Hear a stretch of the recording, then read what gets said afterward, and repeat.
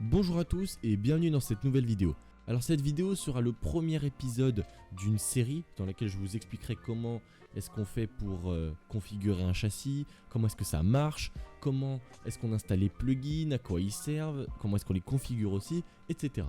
Pour cette vidéo, on va se servir d'une BMW M4 Coupé Performance que j'importe. Alors cette voiture, je vous l'offre, voilà. Elle est téléchargeable sur un serveur Discord, le lien sera en description. Maintenant que je vous ai tout dit, on peut passer à l'installation.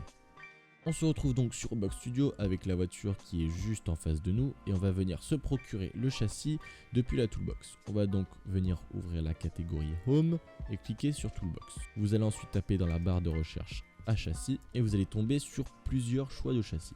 Moi je vais vous conseiller un châssis en particulier, c'est le châssis A châssis C6 by Novena que vous allez venir glisser sur la baseplate. Vous allez ensuite à l'aide de CTRL R venir tourner votre châssis de manière à ce que ce châssis pointe dans la même direction que votre véhicule.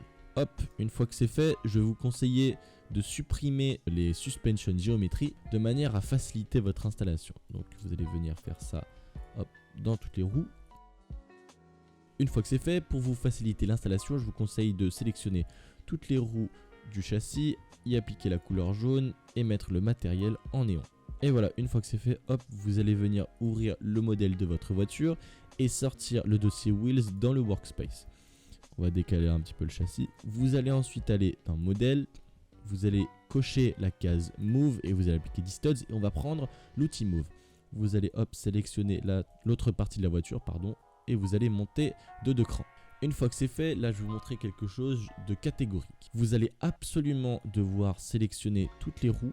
Donc vous allez maintenir la touche Alt, enfoncer et hop venir sélectionner toutes les mesh parts qu'il y a dans votre roue. Vous allez dans les propriétés et vous allez absolument devoir décocher la case Can Collide, Can Query et Can Touch. Et ensuite vous cochez la case Ensured.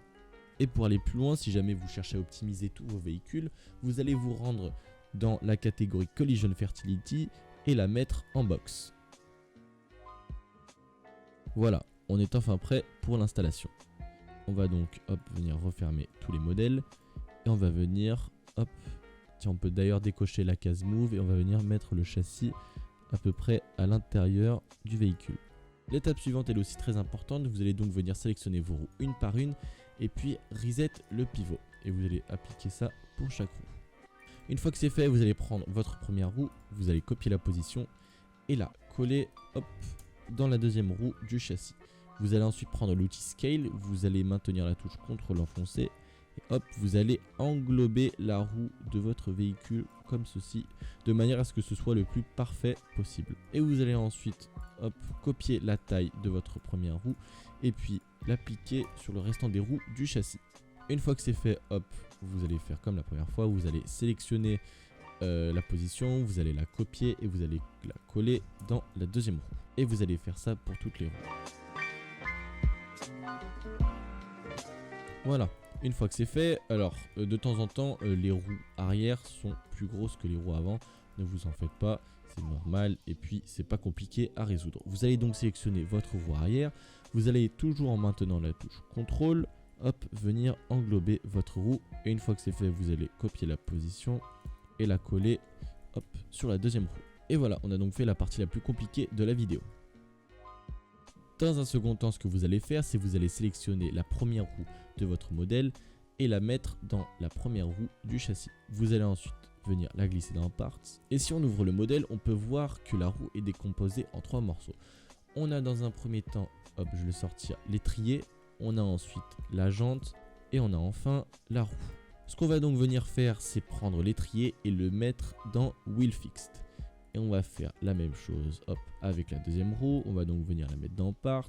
On va ouvrir le modèle, prendre l'étrier, le mettre dans Wheel Fixed et tout refermer. Voilà. Et vous allez faire ça avec le restant des roues.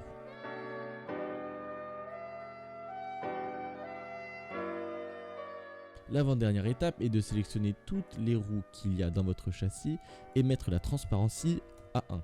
Une fois que c'est fait, on va venir faire comme tout à l'heure, donc on va venir maintenir la touche Alt enfoncée et hop, venir sélectionner tout notre véhicule.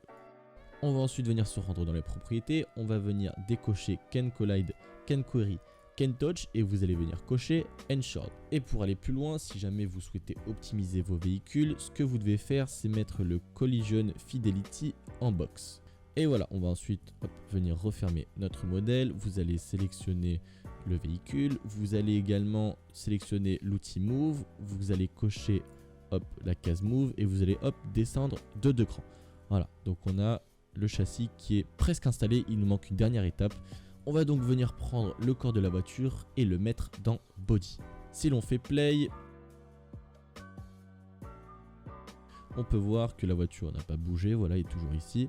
Je vais rentrer dans la voiture et puis là voilà, on peut voir que les GUI sont ici. Si je tourne les roues, elles tournent parfaitement.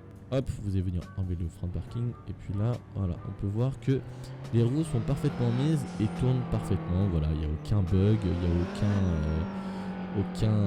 aucun bug, voilà tout simplement. Et voilà, pour aller plus loin, ce que vous pouvez faire c'est sélectionner le drive seat et puis venir le mettre. Tiens, il faut d'ailleurs décocher la case Move et vous allez venir correctement le placer à peu près de cette manière. Quelque chose de très important à savoir, il ne faut surtout pas pivoter le drive seat, sinon en fait ça va complètement faire bugger le châssis. Vous allez ensuite mettre la transparence à 1 et puis on est bon pour le drive seat.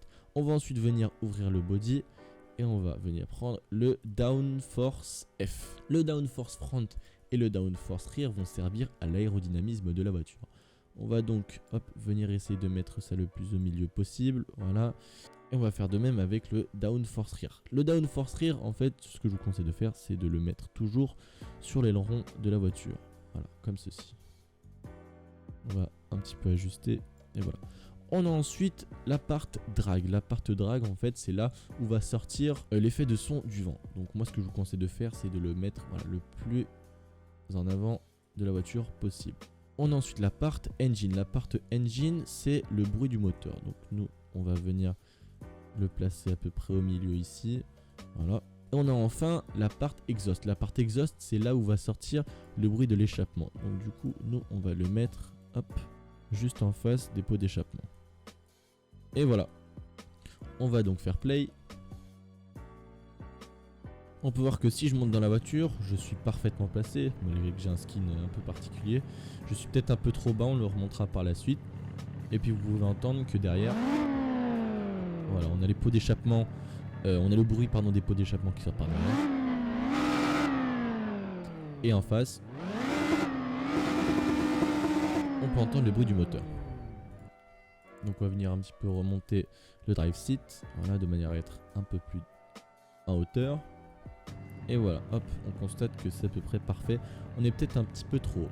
Donc voilà, la première partie de cette série se termine. Le premier épisode est donc terminé. J'espère qu'il vous aura plu. Comme je l'ai dit au début de la vidéo, cette BMW, je vous en fais cadeau. Elle est téléchargeable sur un Discord que je mettrai en description. Sur ce, rendez-vous dans le prochain épisode.